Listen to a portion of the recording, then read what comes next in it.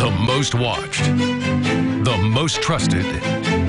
Eyewitness News, everywhere you are. Now, from Eyewitness News, your weather authority. Forecast first.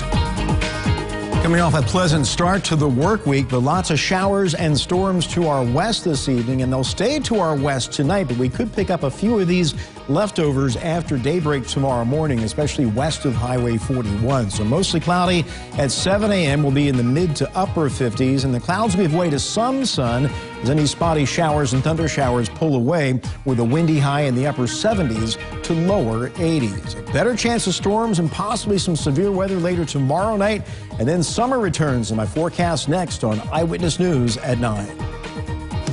Right now at 9, a new billboard goes up tonight in the Tri-State in hopes that you'll know more about the man who is featured on it. Find out why in a live report. Eyewitness News is on the scene of a semi-crash tonight in Davis County that shut down some lanes of a very busy road. Some living in Haney's Corner learn about a project that will disrupt traffic in that area for several weeks. Tonight, Brad Bird goes in depth to talk about the battle of addiction. This after a survivor of a Columbine shooting who later became addicted to painkillers was found dead over the weekend. Farmers in Indiana will now legally be able to grow hemp with the state's blessing. And a group of Kansas students used their senior project to help change the life of a little boy in need. Eyewitness News at 9 starts right now. Live from Local 7 WTVW, this is Eyewitness News at 9 in high definition.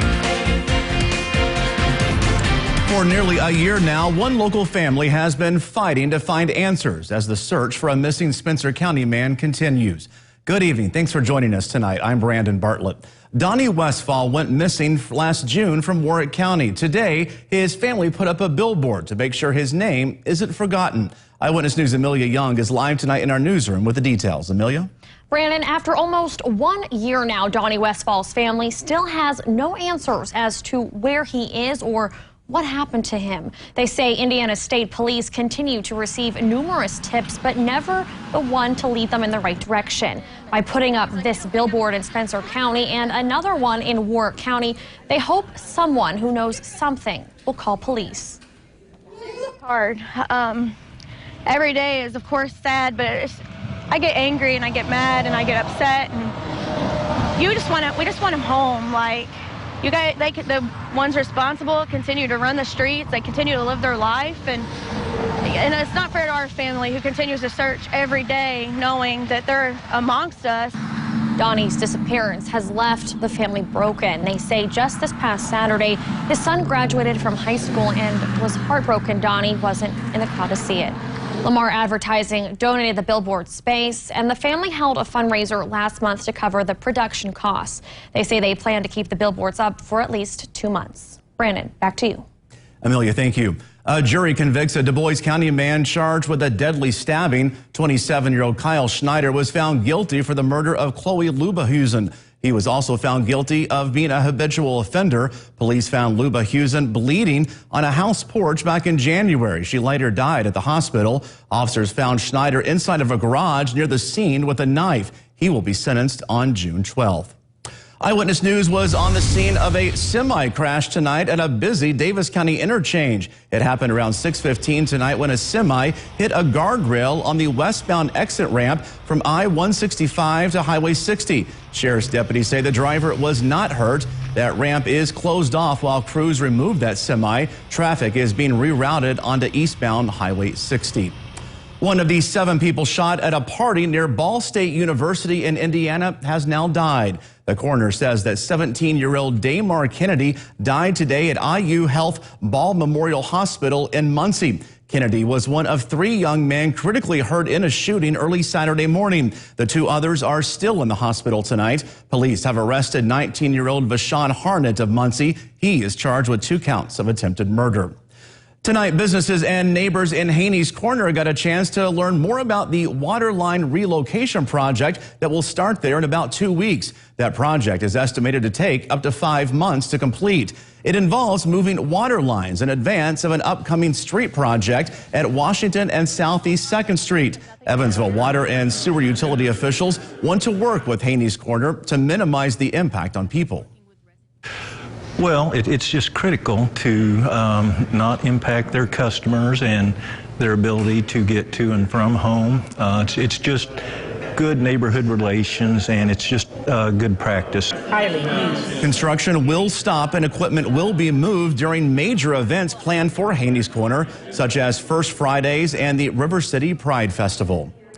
In Evansville, a large sinkhole has shut down the northbound lanes of Oak Hill Road. This is between Willow and Columbia next to Oak Hill Cemetery. We're told that hole first appeared on Friday and continued to grow, forcing crews to now put up barriers. The water and sewer utility says that crews will make repairs tomorrow morning beginning at 6 o'clock. They will monitor that hole overnight and say they may have to also shut down the southbound lanes. Cold cases have been making headlines, with serial rapists and murderers finally being brought to justice for their crimes. Advancements in DNA technology have made those arrests possible, including some major cases in Indiana. So what has changed? We've actually solved 3 cases in Indiana using genetic genealogy, but we have sent more to genetic genealogy, and especially here in the southern part of Indiana, I know that we have at least sent 2 cases for genetic genealogy. So what does it take to close a cold case in this new day and age of DNA and genetic technology? Eyewitness News' Amanda Mueller goes inside an Indiana State Police laboratory for a look at what it takes to catch a criminal. Her special report is tonight at 10 o'clock on WEHT Local 25. Illinois lawmakers are hoping a special training program can help put a stop to human trafficking in the state. We'll have the details coming up. Plus, a new program started today that puts handhandlers to work. We'll explain how it helps Indianapolis in more ways than one. And a nice pleasant start to our work week, and tomorrow will be similar, though a little cloudier, and then we deal with a weakening line of storms later tomorrow night that will transition to more summer-like weather for the latter half of the week and then right on through our holiday weekend. But today is certainly more like a nice spring day, 55 the low and 76 the high, but we do have the threat for some severe weather later tomorrow night with that line of storms, and I'll have an updated forecast for you next when Eyewitness News at 9 continues. You're watching Local 7 WTVW with Brandon Bartlett, Chief Meteorologist Wayne Hart, and Sports with Randall Parmalee. This is Eyewitness News at 9.